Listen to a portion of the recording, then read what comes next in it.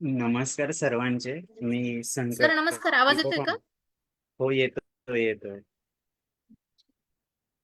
नमस्कार, मी संकल्प फाउंडेशनच्या वतीने आपल्या सर्वांचे पुनश्च एकदा स्वागत करतो. संकल्प फाउंडेशन गेले 11 वर्ष महाराष्ट्रातल्या विविध भागात ऑनलाईन आणि ऑफलाईन दोन्ही माध्यमातून कार्यरत आहे. आमच्या फाउंडेशनचं मुख्य तत्व आहे महात्मा गांधीजींचं खेड्याकडे चला आणि स्वामी विवेकानंद आणि रामकृष्ण परमहंस यांचे शिवभावे जीवसेवा या तत्वाने आमचं ऑर्गनायझेशन काम करतं. गेल्या 11 वर्षात आम्ही ग्रामीण विकास, पर्यावरण, शिक्षण यासोबतच जलसंवर्धन आणि आरोग्य अशा विविध क्षेत्रात कार्य केलंय. आणि हे सगळं कार्य करत असताना जेव्हा समाजाशी आम्ही कनेक्ट होत असतो, नातं जुळत असतं, तर त्यामुळे खरोखर आम्हाला एक चांगली संधी या माध्यमातून मिळत असते सेवेची समाजाच्या. त्याबद्दल आम्हाला खूप अभिमान वाटतो. आमच्या एनजीओचं एक छोटीशी व्हिडिओ क्लिप मी इथं शेअर करतो. त्याच्या डोळ्यावरची पट्टीच काढायची, त्याच्यामुळे न काढून पिकायचे.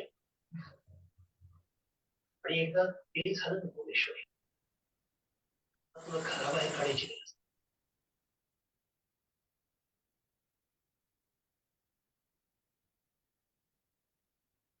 निर्माणों के पावन युग में हम चरित्र निर्माण न भूले, स्वार्थ साधना की आंधी में वसुधा का कल्याण न भूले। माना अगम गाध सिंधु है, संघर्षों का पार नहीं है, किंतु डूबना मझधारों में साहस को स्वीकार नहीं है। जटिल समस्या सुलझाने को नूतन अनुसंधान न भूले। निर्माणों के पावन युग में हम चरित्र निर्माण न भूले, स्वार्थ साधना की आंधी में वसुधा का कल्याण न भूले। शील विनय आदर्श श्रेष्ठता तार बिना झंकार नहीं है। शिक्षा क्या स्वर साध सकेगी यदि नैतिक आधार नहीं है। कीर्ति कौमुदी की गरिमा में संस्कृति का सम्मान न भूले। निर्माणों के पावन युग में हम चरित्र निर्माण न भूले, स्वार्थ साधना की आंधी में वसुधा का कल्याण न भूले।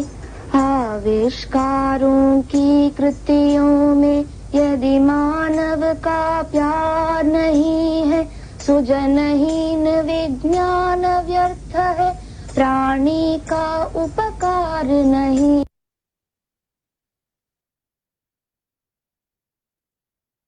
कोरोना काळात जेव्हा आमच्या सगळ्या ऍक्टिव्हिटी बंद होत्या, त्यावेळेस आम्ही ऑनलाईन व्याख्यानमाला सुरू केली ऑगस्ट 2020ला. आणि त्या व्याख्यानमालेत आम्ही अगदी ग्रामीण विकासापासून तर स्पर्धा परीक्षण यासोबत कृषी प्रक्रिया उद्योग असतील, त्यानंतर शेतीच्या विविध पद्धती जसं millets farming, organic farming, natural farming, की ज्यामुळे शेतकऱ्यांना देखील आणि शेतीशी संबंधित लोकांना उद्योगाविषयी देखील मार्गदर्शन मिळालं. आणि संपूर्ण महाराष्ट्रातून खूप चांगला प्रतिसाद मिळाला. यासोबतच आम्ही त्या पिरियडमध्ये ऑनलाईन लोक असल्यामुळे खूप सारे लोक स्क्रीनवर जास्त वेळ घालवत होते. मग टीव्हीची स्क्रीन असेल, मोबाईलची स्क्रीन असेल, किंवा कम्प्युटरची स्क्रीन असेल तर त्यावर कसा कंट्रोल करावा यासाठी आम्ही पालक आणि विद्यार्थ्यांच्या कार्यशाळा देखील ऑनलाईन घेतल्या. यासोबतच आपले दैवत छत्रपती शिवराय, भगवान गौतम बुद्ध, डॉक्टर बाबासाहेब आंबेडकर यांच्या चरित्रावर देखील आम्ही व्याख्यानाचे आयोजन केले. हे सगळं करत असताना आमचं सगळं कार्य चालू होतं आणि अशी चर्चा करत असताना आमच्या सगळ्या एनजीओचे डिरेक्टर्स यांनी विविध तज्ञांशी आता आपण ज्या व्याख्यानमालेसाठी जमलो समाजसारथी त्याविषयी थोडक्यात सांगतो. जेव्हा हे ऑनलाईन व्याख्यानमाला सुरू होती आमची तर त्याच पिरियडमध्ये की आपण असा काही वेगळा उपक्रम करू शकतो का की ज्यामुळे जे पण स्पेशलाइज पर्सन आहे, डिसेबल पर्सन आहे, त्यांना काहीतरी प्लॅटफॉर्म मिळू शकतो का. तर यासाठी आम्ही संवाद सारथी ची सुरुवात केली. याची सुरुवात 15 ऑगस्ट 2022 जेव्हा भारताचं 75वं अमृत महोत्सव स्वातंत्र्याचं मानवत होतं देश, तर त्या पिरियडमध्ये आम्ही त्या दिवशी या व्याख्यानमालेची सुरुवात केली. मला सांगायला अभिमान वाटतो की आज आपण 95व्या वेबिनार मध्ये आहोत. प्रत्येक आठवड्याला खूप सारे महानुभाव इथं येऊन गेले की जे खूप चांगलं कार्य त्यांच्या क्षेत्रात करतात. ते त्यांच्या क्षेत्रात मास्टर ब्लास्टरच आहेत आणि त्यांच्याकडून आम्हाला सगळ्या त्यांच्या जीवनाविषयी, त्यांनी केलेल्या कामाविषयी सगळं ज्ञान ऐकायला मिळालं, त्यातनं शिकायला मिळालं आणि आमच्या एनजीओला ते सगळं इतरांपर्यंत पोहोचवण्याची संधी मिळाली. कारण जेव्हा एखादं स्पेशलाइज पर्सन किंवा डिसेबल पर्सन हे त्यांचं जीवन जगत असतात तर त्यांना खूप साऱ्या अडचणी, रोजचा संघर्ष असतो.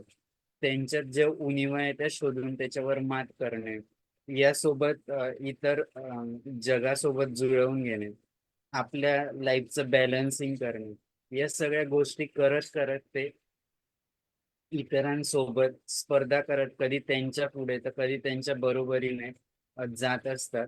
हे सगळं आम्हाला यातनं ऐकायला मिळालं, शिकायला मिळालं आणि इतर लोकांपर्यंत पोहोचवण्याची संधी देखील मिळाली. मी जास्त वेळ न घेता आपल्या आजच्या वक्त्या ऍडव्होकेट प्राची मॅडमचा परिचय करून देण्यासाठी डॉक्टर अनिता मॅडमला विनंती करतो. नमस्कार, आवाज येतोय सर? हो, येतोय. नमस्कार, धन्यवाद सर. संवाद सारथी पुष्प 95 संकल्प फाउंडेशन सामनेर आयोजित संवाद सारथी या वेब संवाद सत्रातील पुष्प 95 आज गुंफले जात आहे. संवाद सारथी या वेब संवाद सत्रातील 95 पुष्प गुंफण्यासाठी आपल्या अपंगत्वावर मात करत वकिली व सामाजिक क्षेत्रात आपले वेगळे स्थान निर्माण करणाऱ्या यवतमाळ येथील महिला व बालकांसाठी कार्य करणाऱ्या सुप्रसिद्ध वकील माननीय ऍडव्होकेट प्राची सतीश कुमार निलावर मॅडम आज आपणास वक्त्या म्हणून लाभलेल्या आहेत. मॅडमचं शिक्षण BCom आणि LLM मॅडमने केलेलं आहे आणि मॅडम सध्या लॉयर म्हणून प्रॅक्टिस करत आहेत. मॅडमला क्रिकेट खेळायला आवडतं, बॅडमिंटन खेळायला आवडतं, तसंच चेस खेळायला देखील आवडतं आणि मॅडमचे जे छंद आहेत त्यांना वाचायला आणि गाणे गायला देखील मॅडमला आवडते. मॅडमला जो पुरस्कार भेटला आहे तो आहे प्रियदर्शनी इंदिरा गांधी पुरस्कार, हा मॅडमांना भेटलेला आहे. मॅडम सामाजिक क्षेत्रामध्ये सुद्धा सक्रिय पद्धतीने मॅडम सहभागी असतात. मॅडम सामाजिक सेवांमध्ये महिला आणि मुलांसाठी वेगवेगळ्या संस्थांमार्फत दिव्यांगांचं सक्षमीकरण करण्याचं काम मॅडम करतात आणि गेल्या 25 वर्षापासून मॅडम वकिली व्यवसाय म्हणून किंवा वकील म्हणून मॅडम प्रॅक्टिस देखील करत आहे. 27 वर्षापासून आणि मॅडमचा 10 वर्षाचा बाल न्याय मंडळ खटला चालवण्याचा देखील अनुभव आहे.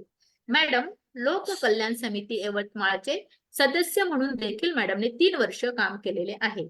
सक्षम यवतमाळच्या मॅडम उपाध्यक्ष देखील आहेत आणि मॅडम LLC समितीच्या देखील सदस्य आहेत. अशा ह्या मॅडम जिल्हा विधी सेवा प्राधिकरण यवतमाळचे पॅनल वकिली म्हणून मॅडम गेल्या 25 वर्षापासून महिला आणि मुलांसाठी जनजागृती मोहीम देखील मॅडम राबवतात. अशा ह्या आपल्या माननीय ऍडव्होकेट प्राची सतीश कुमार निलावरन मॅडम पर्व प्राचीचे या विषयावर आपल्याशी संवाद साधणार आहेत. चला तर मग आपण आणि संकल्प फाउंडेशन संवाद सारथी या उपक्रमात सहभागी होऊया आणि अडथळ्यांवर मात करत पुढे जाण्यासाठी नवीन ऊर्जा मिळवूया. तर अधिक वेळ न घेता मी पुढील सूत्रे माननीय विशाल सरांकडे सोपविते. धन्यवाद. धन्यवाद डॉक्टर अनिता मॅडम. मी पुनश्च एकदा सर्व श्रोत्यांचे स्वागत करतो आणि आपल्या आजच्या वक्त्या मान्य ॲडव्होकेट प्राची मॅडम यांना विनंती करतो की त्यांचा जीवन प्रवास आमच्यासोबत शेअर करावा. Welcome madam. नमस्कार, धन्यवाद. ऐकू येत आहे? हो, येत ऑडिबल आहे? आहे. येत आहे. अच्छा. मी ॲडव्होकेट प्राची सतीश कुमार निलावार, पूर्वाश्रमीची प्राची ममता जयकुमार कैलासवार. नागपूरला माझं शिक्षण झालंय. वयाच्या 1.25 वर्षाची असताना मला पोलिओने ग्रासलं. 1.25 वर्षाची असताना पोलिओ झाल्यानंतर मी तिसरं अपत्य असल्यामुळे आई वडिलांच्या वर 2 मोठ्या बहिणींची जबाबदारी होती. त्यानंतर माझा जन्म झाला आणि माझं 1 वर्षाने मला पोलिओ झाल्यानंतर आई वडिलांनी खूप प्रयत्न केले. त्यांनी सगळे औषधोपचार केले माझ्यावर. सगळ्या पॅथीज वापरल्या.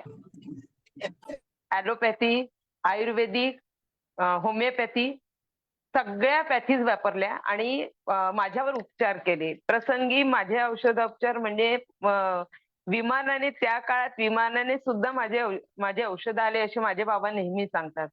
म्हणजे थोडक्यात सांगायचं तर माझ्या अपंगत्वावर मात करण्यासाठी जी सुरुवात केली ती माझ्या परिवाराने केली. मला 3 बहिणी आहेत. माझी सगळ्यात मोठी बहीण शिक्षिका आहे जिल्हा परिषदला. माझी दुसरी बहीण यवतमाळलाच JD म्हणून इंग्लिश मिडियम स्कूल आहे, त्या शाळेत व्हाईस प्रिन्सिपल आहे. तिसरी मी आणि चौथी बहीण गायनेकोलॉजिस्ट आहे नांदेडला. सांगायचा उद्देश एवढाच की माझ्या आई वडिलांनी माझा एवढा प्रॉब्लेम आणि आमच्या घरातलं सगळं असताना सुद्धा आम्हाला 4घी बहिणींना खूप चांगलं शिकवलं आणि आमच्या पायावर उभं केलं. माझं जे अपंगत्व होतं त्या अपंगत्वासाठी सगळ्यात जास्त त्रास झाला तो माझ्या आई आणि वडिलांना. प्रसंगी माझ्या आईला दवाखान्यात नेणं आणणं करणं, त्याच्यानंतर बाबांची सरकारी नोकरी, त्या 10 ते 5 ची नोकरी असल्यामुळे दिवसभर बाबा नसायचे. मग आईच्या अंगावर जबाबदारी आली मला दवाखान्यात नेणं आणणं. बाबांच्या सायकलवर, त्या काळात बाबांच्या सायकलवर आई मला न्यायची दवाखान्यात, तिथे माझ्यावर सगळे उपचार करायची आणि स्वतः मला बसने घरी आणायची. माझी आई एका खेड्यातनं आलेली, शिक्षण कमी झालेलं. ती स्वतः नेहमी म्हणते की मी कमी शिकलेली आहे, पण त्या काळात त्या याच्यात सुद्धा तिने सगळ्या याच्यावर मात करून मला इतक्या कठीण परिस्थितीमधून नेलं, माझ्यावर उपचार केले, माझे मालिश वगैरे, फिजिओथेरपी वगैरे सगळं करवलं. आणि त्याच्यामुळे मी त्यावेळी अशी पोझिशन होती माझी की मला म्हणजे या कडावरचं त्या कडावर हलता सुद्धा येत नव्हतं. पण माझ्या आईच्या आणि वडिलांच्या अथक परिश्रमामुळे आज मी स्वतःच्या पायावर उभी आहे. माझी गाडी मी स्वतः चालवू शकते, माझं सगळं मी करू शकते. आणि या सगळ्या याच्यात नंतर जसं मला स्वतः उभं राहून काम करता यायला लागलं, तर मी शिक्षण केलं. पण एक गोष्ट अशी सांगावीशी वाटते की मला असं खूप व्यवस्थित चालता येत नव्हतं. त्याच्यामुळे आईने मला कडेवर नेऊन शाळेत नेलं.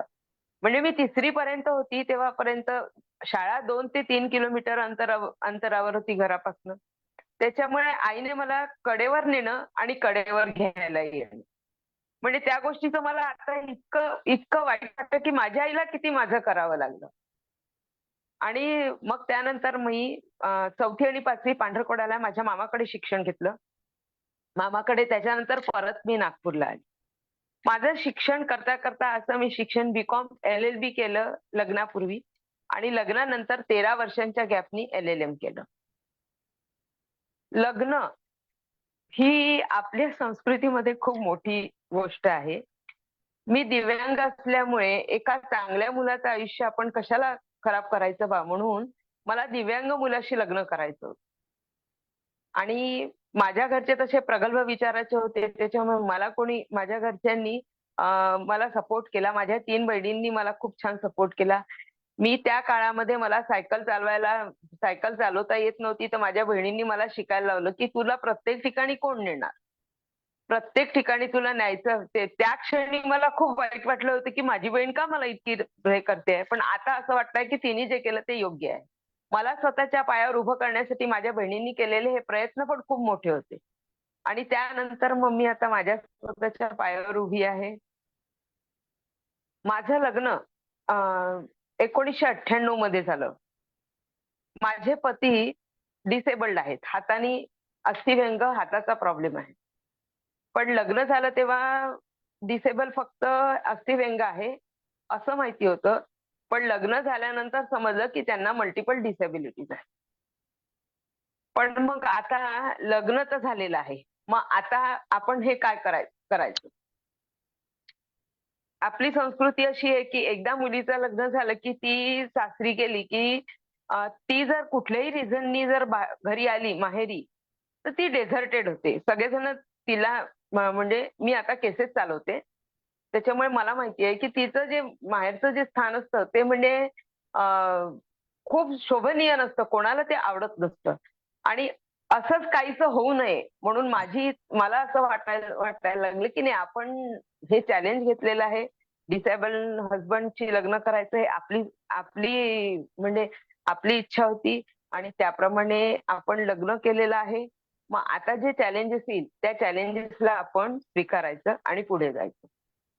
लहान बहिणीचं लग्न व्हायचं होतं. ती दिसायला चांगली होती, डॉक्टर होती आणि एक प्रश्न असाही मनात आला, की आपण जर हे घर सोडून गेलो आणि म्हणजे सासर सोडून गेलो, तर बहिणीच्या लग्नातही कुठे अडथळे निर्माण होतील, की लोकं म्हणतात ना, की यांची मुलगी घरी आलेली आहे, मग हिच्या दुसऱ्या बहिणी पण अशाच करतील वगैरे असं होतं. तर असं कुठेतरी मनाला वाटलं, की कशाला मग तिचं सुद्धा आयुष्य कशाला? ती इतकी चांगली आहे, एज्युकेटेड आहे. मग तिचं लग्न होऊ द्यावं आणि मग नंतर निर्णय घ्यावा असं ठरवलं. सासरी लग्नानंतर आल्यानंतर खूप चॅलेंजेस होते. इथे एक गोष्ट नमूद करावीशी वाटते, की मी दिव्यांग, पती दिव्यांग, पण तरी सुद्धा समाज असा नसतो, की दिव्यांग आहे म्हणून तिला कामं कमी किंवा तिला जबाबदाऱ्या कमी असं नसतं. चॅलेंजेस असतात. अपेक्षा काही दिव्यांग असल्यामुळे कमी होत नाही.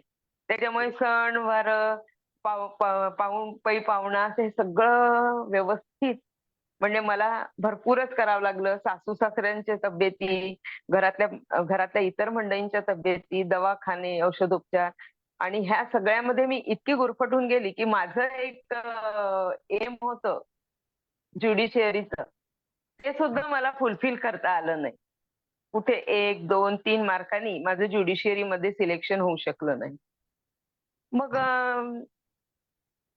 मग तेव्हा ठरवलं, की आता आपलं तर झालं नाही, तर मिस्टरांना सपोर्ट करायचं. माझे मिस्टर बी-कॉम एम-ए झालेले आहे, एम-ए बी-एड झालेले आहे. शिक्षण शिक्षण असूनही त्यांच्यामध्ये कॉन्फिडन्स लेव्हल खूप कमी होतं. आणि मॅथ्स आणि इंग्लिशमध्ये वीक होते थोडे. त्याच्यामुळे त्यांना शिकवलं. मॅथ्स आणि इंग्लिश त्यांना शिकवून आज त्यांना बकअप केलं. त्यांना सांगितलं, की नाही तुम्हाला शिक्षण आहे तुमचं, तुम्ही शिकू शकता, तुम्ही करू शकता आणि असं बकअप करून त्यांना नोकरी लागली. MSRTC मध्ये ते कॅशियर म्हणून रुजू आहेत सध्या. म्हणजे ही माझ्याकरता खूप आनंदाची गोष्ट होती, की माझ्या मिस्टरांना माझ्या प्रयत्नामुळे नोकरीला जॉइन करता आलं. दिव्यांग म्हटलं की दिव्यांग म्हटलं की खूप चॅलेंजेस असतात. हे मलाही माहिती आहे, समाजालाही माहिती आहे. आणि या सगळ्या याच्यामध्ये आता आपण कसं स्टँड व्हायचं याच्यासाठी सगळेच प्रयत्न करत असतात. मग आता हे जे दिव्यांग आहेत, तर या दिव्यांगांना आपण काय मदत करू शकतो? याकरता मी सदैव प्रयत्नरत असते. एक गोष्ट इथे अशी नमूद करावीशी वाटते, की मी दिव्यांग आणि माझे पती दिव्यांग असल्यामुळे माझ्या पतीला खूप भीती होती, की अ, आपण दोघेही दिव्यांग असल्यामुळे आपलं जे होणारं बाळ आहे, ते बाळ सुद्धा दिव्यांग होऊ शकतं. रादर त्यांच्या मनात ते भरवून दिलं गेलेलं होतं, की तू दिव्यांग आहे, तुझी पत्नी दिव्यांग आहे, तर तुझं होणारं बाळ दिव्यांग होईल. म्हणून त्या व्यक्तीनी कधीच म्हणजे इतकी भीती त्यांच्या मनात होती की त्यांना असं वाटायचं की आपल्याला बाळ झालं तर ते दिव्यांग होईल. मग त्याच्याकरता मला खूप त्यांना समजावून सांगावं लागलं, पुस्तकं वाचून दाखवावं लागले, डॉक्टरांची अपॉइंटमेंट घेऊन डॉक्टरांना भेट करून द्याव्या लागल्या. डॉक्टरांनी त्यांना समजावून सांगितलं. नंतर काही उदाहरणं द्यावी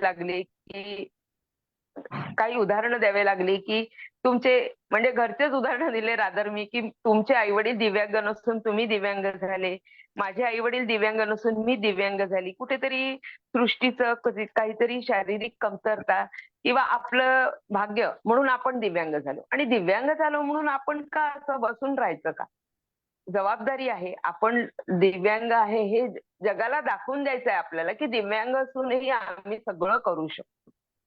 आणि याच त्याच्यातनं मी माझं एल-एल-बीचं शिक्षण पूर्ण केलं होतं. तर एल-एल-बीचं शिक्षण केलं तेव्हा जेव्हा मी ज्युनियरशिप म्हणून जॉइन झाली नागपूरला हायकोर्टमध्ये आणि डिस्ट्रिक्ट कोर्टमध्ये, तेव्हा मला 4-5 सिनियर्सनी रिजेक्ट केलं. रिझन हेच होतं, की दिव्यांग ही काय करू शकणार? कारण नागपूरला 7 मजली कोर्ट होतं. तर तिथे ही काय काम करू शकणार? पण माझे सिनियर जे होते प्रदीप मारपकवार, त्यांचं मला इथे कौतुक करावंसं वाटतं, की त्यांनी माझ्यावर विश्वास ठेवला. आणि त्यांनी मला जॉइन करून घेतलं. त्यांच्याकडे मी रेग्युलर काम करायला लागली आणि आम्ही असं काम करताना मग मी एक दिवस सहजच सरांना म्हटलं, "सर सगळ्यांनी मला रिजेक्ट केलं होतं. तुम्ही कसं जॉइन करून घेतलं? तुम्हाला कधी असं वाटलं नाही का, की ही दिव्यांग आहे तर ही कोर्टातलं काम करू शकणार नाही वगैरे?" तर सरांनी मला एकच वाक्य म्हटलं, की म्हणे, "मॅडम तुमचा पायाचा प्रॉब्लेम आहे. तर तुमच्या कोर्टात फिरण्याचं जे काम आहे त्याच्यासाठी मी एक एक्स्ट्रा अटर्नी लावीन आहे. पण तुमचं तुमचं डोकं शाबूत आहे ना, तुमच्या डोक्याचा मी वापर करून घेऊ शकतो ना प्रॅक्टिसमध्ये. त्याच्यामुळे ही गोष्ट मला खूप मनाला भावून गेली आणि सरांचं खूप कौतुक करावंसं वाटलं, की त्यांच्यामुळे आज मी प्रॅक्टिसमध्ये 27 वर्ष कंप्लीट केलेली आहे. आणि लग्नानंतर सुद्धा मी यवतमाळला माझी प्रॅक्टिस कंटिन्यू केली. ताई ते खूप गाडी चॅलेंजेस होते ना. हॅलो. खूप चॅलेंजेस होते लग्नानंतरही नवीन घर, नवीन माणसं, आपले आयक्यूज मॅच होत नाही एकमेकांशी. शिक्षणाचा थोडा फरक पडतो. म्हणजे ज्या प्रकारे माझ्या माहेरची मंडळी होती, त्या प्रकारे सासरचे थोडे प्रगल्भ नव्हते. त्यांचे विचार थोडे वेगळे होते. त्यांना असं म्हणजे माझं बाहेर निघणं, बाहेर जाणं हे खूप प्रमाणात आवडत होतं असं नाही. ते असं प्रिटेंडही करत होते कधी-कधी. त्यांना ते पटत नव्हतं. त्यांना म्हणजे अशी अपेक्षा होती, की घरात राहून घरातले कामं सून अशी करावी. पण मी ते सगळं पण मला तरी म्हणजे माझ्या सासऱ्यांनी खूप सपोर्ट केला आणि त्याच्यामुळे मी जे-एम-एफ-सीची एक्झाम दिली. जे-एम-एफ-सीच्या एक्झाममध्ये माझं 1 मार्कानी राहिलं. त्याच्यानंतर ए-पी-पीची एक्झाम दिली. त्याच्यामध्ये पण 1 मार्कानी राहिलं. त्याच्यानंतर 4-5 मोठे-मोठे इंटरव्ह्यूज दिले. त्याच्यामध्ये 1, 2 आणि 3 मार्कांनी माझं सिलेक्शन होऊ शकलं नाही. मग त्याच्यानंतर असं वाटलं, की देवालाच कदाचित आपल्याला असं म्हणजे एका ठिकाणी बसून काम करून घ्यायची इच्छा नसेल, तर मग आपल्याला काहीतरी करायचं आहे. तर मग मी दिव्यांगांकरता काम दिव्यांगांकरता माझे झूम ॲप आहेच ना मग माहिती आहे. दिव्यांगांकरता काम सुरू केलं. सक्षम म्हणून एक संस्था आहे, राष्ट्रीय संस्था आहे, अनुसंधान मंडळ आहे, समदृष्टी क्षमता विकास अनुसंधान मंडळ. तिथे मी महिला उपाध्यक्ष म्हणून काम करते आणि विदर्भ प्रांताची ॲडव्होकसी प्रमुख म्हणून काम करते. तर या सक्षममध्ये जे दिव्यांग आहेत, त्या दिव्यांगांना स्वतःच्या पायावर उभं करण्याकरता आम्ही प्रयत्न करतो. म्हणजे ज्या दिव्यांगांचे जे अवयव शाबूत आहे, त्या अवयवांनी ते जे कार्य करू शकतील, त्याच्यात त्यांना त्यांच्या याच्यावर उभं म्हणजे इंडिपेंडन्सी मिळवून द्यायची. स्वबळावर ते काय कमाई करू शकतात का, याच्यासाठी प्रयत्नरत आहोत. त्या अनुषंगाने आम्ही सक्षम यवतमाळमध्ये एक धूपबत्ती बनवणे, पेपर सोप बनवणे, त्याच्यानंतर धूपबत्ती, पेपर सोप बनवणे आणि रांगोळी याचं एक ट्रेनिंग घेतलं होतं. त्यामध्ये बसल्या जागी तुम्ही धूपबत्ती कशी बनवू शकतात, घरातल्या वस्तूंच्या द्वारे तुम्ही पेपर सोप कसे बनवू शकतात आणि एखादी दिव्यांग भगिनी किंवा दिव्यांग बंधू असेल तर त्यांना तुम्ही रांगोळी कसे काढू शकाल, तर याचं आम्ही ट्रेनिंग दिलं. उद्देश हाच होता, की त्यांना त्यांच्या पायावर उभं करायचंय. त्यांना त्यांचं स्वतःचं व्यक्तिमत्व खुलवून लावायचं. त्याच्यासाठी आपण कुठेतरी हातभार लावायचा. या संदर्भात काम करते आहे.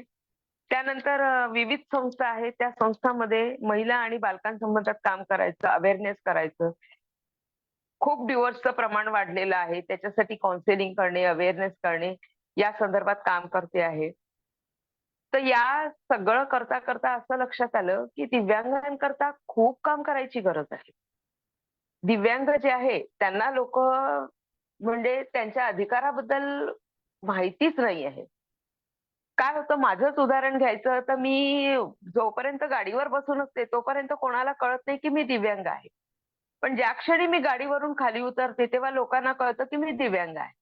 तेव्हा माझ्याकडे पाहण्याचा दृष्टिकोन लोकांचा इतका बदलून जातो, की अरे बाई, बिचारी, अरे रे रे! अशा अशा म्हणजे तोंडातनं तर हे निघतातच. पण त्यांना विश्वासच बसत नाही, की ही वकील असू शकते. एक छोटी गोष्ट शेअर करू इच्छिते, की एक कोर्टामध्ये मी अ, कोर्टामध्ये मी जशी गाडीवरून उतरली, एक आजी माझ्या मागे-मागे आली. तिला असं वाटलं, की ही वकील आहे. तिला बिलीव्हच नव्हतं होत, की मी वकील आहे. ती माझ्यासोबत माझ्या बाथरूममध्ये आली. मी फाईल घेऊन निघाली कोर्टामध्ये पुकारा झाला म्हणून. तर फाईल घेऊन निघाली, तर ती माझ्यासोबत त्या कोर्टापर्यंत आली. आणि कोर्टात ती आतमध्ये वाकून-वाकून पाहते आहे. तिला बिलीव्ह नव्हतं होत, की मी वकील आहे. मग ते तत्कालीन जज होते ते काय म्हणाले, "मॅडम तुमची पक्षकार असेल तर तिला आतमध्ये बोलवा" म्हणे. म्हटलं, "सर ती माझी पक्षकार नाहीये. ती बिलीव्ह नाही करत आहे, की मी दिव्यांग असून काम करू शकते. मी ॲडव्होकेट आहे बा. तिला विश्वास नाही बसत आहे." तर साहेबांनी तिला म्हणे, "या आजी आतमध्ये या." तिला आतमध्ये बोलवलं आणि तिला विचारलं, "काय म्हणे आजी?" "या मॅडमचा म्हणे पायाचा प्रॉब्लेम आहे म्हणे आजी. डोक्याचा प्रॉब्लेम नाहीये म्हणे आणि वकिली हा डोक्याचा व्यवसाय आहे म्हणे. ही मॅडम वकील आहे म्हणे. तुम्हाला विश्वास नाही बसत का म्हणे हे पहा ही केस चालवत आहे." त्या त्या आजीला इतकं कौतुक वाटलं तिला मग खूप "होजी, होजी" म्हणे. "माया चुकलंच हो" म्हणे. मी बाहेर आली ती आजी. बाहेर आल्यानंतर असं माझं मॅटर झालं, आर्ग्युमेंट झालं. मी बाहेर आल्यावर तिने आपल्या नातीला सांगितलं, "काय म्हणे, असं बन म्हणे. त्या ताईसारखी मोठी वकील हो म्हणे तू." त्या क्षणी मला जो आनंद झाला, तो खूप मोठा आनंद होता, की आपल्यामुळे कोणीतरी इन्स्पायर झालं. आणि असंच इन्स्पायर व्हावं, मोटिव्हेट व्हावं म्हणून त्याच्यासाठी पण मी मोटिव्हेशनल स्पीच पण देत असते. बऱ्याच दिव्यांग भगिनी अशा आहेत, की त्या स्वतःच्या म्हणजे दिव्यांगाच्या प्रॉब्लेममुळे त्यांना स्वतःचं आयुष्य जगावं की मरावं असं वाटायला लागलंय. त्यांना भीती वाटायला लागलेली आहे. त्यांना असं वाटायला लागलेलं आहे, की आता आपल्या जगण्याचा काही उद्देश नाही. तर त्यांचं जगणं किती उद्देश म्हणजे त्यांचा जगण्याचा जो उद्देश आहे तो किती चांगला असू शकतो हे सांगण्याचा आम्ही प्रयत्न करतो. आणि त्याच्यासाठी मी सारखी प्रयत्न करत असते. मला म्हणजे माझी तरी अशी इच्छा आहे, की वर्षातून दरवर्षी एका दिव्यांगाला सेटल करायचं.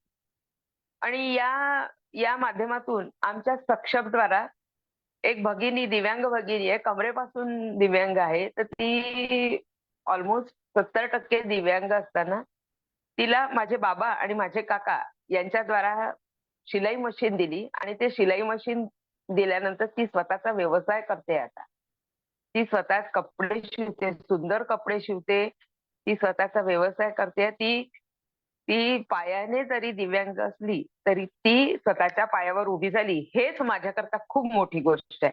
आणि ती आजही मला पदोपदी फोन करून, "ताई मी आज हे कपडे शिवले, ताई मी हे शिवले." मग मी तिला आता तिला तेवढं देऊन होणार नाही, तर तिला पुढे गिराईक मिळवून देण्यासाठी सुद्धा माझ्या कोर्टातल्या मैत्रिणींना सांगते किंवा माझ्या आजूबाजूच्यांना सांगते. तिला संक्रांतीमध्ये कसं काय करायचं, पोळ्यांचे रुमाल कर, पिशव्या कर वाणासाठी असं तिला आयडियाज देते आणि तिला मी पुढे आणण्याचा मी प्रयत्न करते. अशाच काही भगिनी आहेत त्या माझ्या लिस्टमध्ये आहे. बकेट लिस्टमध्ये माझे असे काही कार्य आहे त्याच्यामध्ये ते एक काम आहे. तर एकीला तर आपण आता म्हणजे आपल्या ह्यानी आता पुढे तिने पुरे करावं असं म्हणून तिला हे केलं. रांगोळीचं एक ट्रेनिंग घेतलं. रांगोळीमध्ये काही भगिनींना म्हणजे चांगलं हे केलं. एक मेहंदीचं ट्रेनिंग घ्यायचं आहे. म्हणजे काही भगिनी अशा आहेत, की त्या मेहंदी खूप छान काढू शकतात. पण त्यांना कुठे ऑर्डर्स मिळत नाही. तर त्याच्याकरता ते ऑर्डर मिळवून देण्याचं आम्ही काम करणार. ते सुद्धा करतो आहे. तर या सगळ्या याच्यामध्ये मला कधी-कधी असं वाटतं, की आपण खूप कमी पडतो आहे. कारण माझ्या मागे म्हणजे समाजाची जी जबाबदारी आहे, त्यासोबत माझ्या घरची खूप जबाबदारी आहे. माझ्या सासूबाई बेडवर आहे. त्या बेडवर 2 वर्ष होतात आता त्या बेडरिडन आहे. त्याच्यामुळे त्यांचं सगळं बेडवर असल्यामुळे त्यांचा खर्च करून मिस्टरांचं मुलाचं सगळ्यांचं करून निघेपर्यंत मला हे दिव्यांगांकरता काम करायला वेळ कमी पडते आहे. कधी कधी असं वाटतं की दिवस हा 24 तासांच्या ऐवजी 48 तासांचा असायला हवा होता. म्हणजे मी दिव्यांगांकरता अजून खूप जास्त जोमाने काम करू शकली असती किंवा समाजाच्या करता काम करू शकली असती. तर या गोष्टी आहेत. अजून खूप इच्छा आहेत. व्हीलचेअर बास्केटबॉलची एक टीम आहे. त्या टीम मध्ये जायची खूप इच्छा आहे. पण माझ्या घरच्या जबाबदारीमुळे मी जाऊ शकत नाही. माझी मैत्रीण गायत्री तिने मला तिथे इंट्रोड्यूस केलं. पण मला गायत्रीला इथून सॉरी म्हणावंसं वाटतंय. तिने खूप प्रयत्न केले. राजश्री पाटील आहेत, त्यांनी पण प्रयत्न केले. पण माझं अमरावतीला जाऊन प्रॅक्टिस करणंच होत नाहीये माझ्या घरच्या जबाबदाऱ्यांमुळे. माझा मुलगा 12वीला होता, त्याच्यामुळे पण मला थोडंसं म्हणजे त्याच्या शिक्षणाला महत्त्व देणं पण गरजेचं होतं, त्याच्यामुळे नाही. पण मी निश्चितच इथे शब्द देते, की मी त्या व्हीलचेअर बास्केटबॉल विदर्भाची जी टीम आहे, त्या टीम कडून मी निश्चितच खेळणार आहे. मी आधी सांगितल्याप्रमाणे माझ्या मिस्टरांना मी MSRTC म्हणजे एसटी महामंडळमध्ये अभ्यास देऊन नोकरीला लावून घेतलं. तिथे पण त्यांना मल्टिपल डिसॅबिलिटीज आहे. आता त्यांना मल्टिपल डिसॅबिलिटीज आहे हे जेव्हा मी प्रेग्नन्सीच्या वेळेस कॅरी करायला इन्फर्टिलिटीची ट्रीटमेंट घ्यायला गेली, तेव्हा मला ते समजलं की त्यांच्या ज्या मल्टिपल डिसॅबिलिटीज आहेत, तर त्यावेळी मी घरी सांगण्याचा प्रयत्न केला की असे प्रॉब्लेम आहे. पण काय असतं की आपल्या बाळाचं डिसॅबिलिटी घरचे लोक ऍक्सेप्ट करत नसतात. या माध्यमातून मला अजून एक गोष्ट सांगावीशी वाटते की गतिमंद, मतिमंद किंवा सेरेबल पल्सी किंवा काही टोटल डिसॅबिलिटीज ऍक्ट जो आला 2016 मध्ये, त्या डिसॅबिलिटीज ऍक्ट नुसार 21 डिसॅबिलिटीज आहेत. तर या डिसॅबिलिटीज मध्ये काही डिसॅबिलिटीज अशा आहेत की ते हिडन आहेत. हिडन म्हणजे त्या बाहेरून दिसत नाही. सेरेबल पल्सीवाला तुम्हाला एकदम लक्षात येणार नाही. डिफेंडम तुम्हाला एकदम लक्षात येणार नाही जोपर्यंत तो बोलणार नाही तोपर्यंत. तर असे काही आहे. सिकल सेल बाधित असतात, रक्तबाधित जे सिकल सेल आहे, थॅलेसेमिया, त्याच्यानंतर हिमोफोबिया वाले, हे सगळे जे असतात हे तुम्हाला एकदम लक्षात येणार नाही की हे डिसेबल्ड आहे. तर असे जे डिसेबल्ड आहेत तर हे दिसत नाही. पण त्या लोकांचे पॅरेंट्स हे मान्यच करत नाही की आपले मुलं डिसेबल्ड आहे. आणि कुठेतरी या सगळ्या याच्यामध्ये काय होतं की डिसॅबिलिटी म्हणजे आपल्या बाळाची डिसॅबिलिटी लक्षात आल्यानंतर ती लपवल्यानंतर त्याच्यामध्ये वेळ जातो आणि वेळ गेल्यामुळे ती डिसॅबिलिटी रिकव्हर व्हायला वेळ लागतो. म्हणून या माध्यमातून मला असंही वाटतं गतिमंद, मतिमंद वाले जे ऍक्सेप्ट करत नाही की आपलं बाळ गतिमंद, मतिमंद आहे, त्यांनी ताबडतोब औषधोपचार करावा आणि कारण सायन्स खूप पुढे गेलेलं आहे, मशिनरीज खूप वाढलेल्या आहेत आणि ट्रीटमेंट्स इतक्या जबरदस्त झालेल्या आहे की गतिमंद, मतिमंद मुलं सुद्धा खूप मोठ्या मोठ्या पदावर गेलेले आहेत आणि खूप चांगलं काम करत आहेत. तर या संदर्भात मला असं वाटतं की त्यांनी कुठल्याही बाबतीत लाजू नये किंवा घाबरू नये, समाजाची भीती बाळगू नये की माझं बाळ गतिमंद आहे तर लोक काय म्हणतील, लपवू नये. डिसेबल्ड लोकांच्या बाबतीत कसं असतं की ते लपवलं की तिथे तुम्ही आहात. माझ्या घरी माझी डिसेबिलिटी कधी लपवली नाही. मला माझ्या परिवाराने खूप सपोर्ट केला. मला प्रत्येक ठिकाणी मी डिसेबल्ड आहे म्हणून माझ्या वडिलांनी कुठल्याच माझ्या योजनेचा फायदा घेतला नाही. इव्हन माझं डिसेबिलिटी सर्टिफिकेट सुद्धा माझ्या वडिलांनी केलं नाही. कारण काय, तर हिला असं वाटायला नको की डिसेबल आहे ही. म्हणून याच्याकरता माझ्या वडिलांनी कुठल्याच फॅसिलिटीज घेतल्या नाही, कुठल्याच योजनांचा लाभ घेतला नाही आणि मला असं कधी जाणवून दिलं नाही की मी डिसेबल्ड आहे आणि तू काहीच करू शकत नाही, तू सगळं करू शकते. अशी जी ही आहे धारणा, असं सगळे पॅरेंट्स करावं डिसेबल्डच्या, असं मला मनापासून वाटतं. आणि म्हणून या माध्यमातून मी सगळ्यांना सांगू इच्छिते की आपलं बाळ जर डिसेबल्ड असेल तर न लाजता न घाबरता दवाखान्यात औषधोपचार करून बाकीचे सगळे ऑपरेशन वगैरे सगळे उपचार केले तर त्या बाळाला निश्चित काहीतरी बेस मिळेल आहे, म्हणजे जगण्याचा उद्देश त्याचा सफल होईल. मी चाइल्ड वेलफेअर कमिटी यवतमाळला 3 वर्ष मेंबर म्हणून काम केलं. त्या काळामध्ये अशा काही घटना घडल्या की त्या घटना पाहिल्या की असं वाटायला लागलं की समाज किती खालच्या थराला गेलेला आहे. काही चाइल्ड वेलफेअर कमिटी ही 18 वयाच्या आतल्या बालकांसाठी काम करते. त्यांच्या काळजी आणि संरक्षणासाठी ती समिती काम करते. मग यामध्ये अत्याचार पीडित बालिका असेल, रस्त्यावर टाकून दिलेले बालक असेल, घरातनं हाकलून दिलेले बालक असेल किंवा आई वडील नसलेले अनाथ बालक असेल, याच्यासाठी ही समिती काम करते. तर अशा संदर्भातलं एक प्रकरण मी तुम्हाला इथे सांगू इच्छिते की एक घटना अशी होती की मल्टिपल डिसेबिलिटी वाली मुलगी होती आणि ती मुलगी 2.5 ते 3 वर्षाची मुलगी असेल. तिला मूकबधीर होती, बोलता येत नव्हतं, गतिमंद मतिमंद होती आणि तिला ऐकू येत नव्हतं. तिला फक्त हातवारे करून तिच्यावरशी बोलता येत होतं आपल्याला. पण हे सगळं तिच्या आई वडिलांनी केलं की ते तिला समजेल. आपण थर्ड पर्सन झालो, आपल्याला प्रॉब्लेम येतो. या मुलीला तिच्या पॅरेंट्सनी एका टायपिंगच्या झेरॉक्स दुकानासमोर सोडून दिलं. तिचं सगळ्या सामानासकट तिला सोडून दिलं. खूप वेळ झाला तिला घ्यायला कोणी आलं नाही. त्या झेरॉक्स वाल्याला वाटलं की ही कोणीतरी ठेवलंय इथे आणि ते आपल्या कामाला गेले, येतील आहे बा असं म्हणून त्यांनी काही नाही.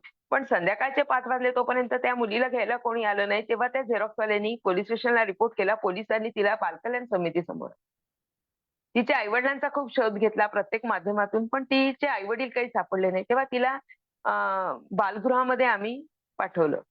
पण त्या मुलीचा एवढा प्रॉब्लेम होता की त्या क्षणी मला असं वाटलं की ही मतिमंद गतिमंद होती, तेव्हा तिच्या आईवडिलांनी तिला कसं काय सोडून दिलं? म्हणजे आईवडील इतके निष्ठुर कसे होऊ शकतात? आपल्या पोटच्या गोळ्याला कसे सोडून देतात? त्या क्षणी मला खूप रडायला आलं आणि माझ्या आईचा आणि वडिलांचा खूप अभिमान वाटला. मग मी आईला जाऊन बिलगली आणि आईला म्हटलं, "अगं आई, तू मला कसं सोडलं नाही मग? मी एवढी अपंग होती, तू मला सोडलं नाही."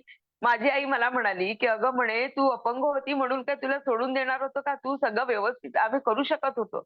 आणि त्यांनी मला जो सपोर्ट केला, हे जे प्रकरण पाहते तेव्हा असं लक्षात येतं की खरंच ते किती ग्रेट आहे. कारण माझ्या बाबतीत आजूबाजूचे किंवा नातेवाईक नेहमी माझ्या आई-वडिलांना म्हणायचे, की "हिला शिकवून काय फायदा? हिला ठेवून काय फायदा?